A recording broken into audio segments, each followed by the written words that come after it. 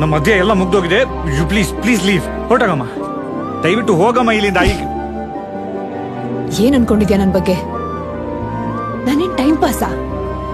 ನೋಡು, ನೀನ್ engineer ಆಗ್ತೀಯೋ, film star ಆಗ್ತೀಯೋ, ಅದ್ ಏನ್ ಬೇಕಾದ್ರೂ ಮಾಡು. ನಾನಂತೂ ಕಮಿಟ್ ಆಗಾಯ್ತು.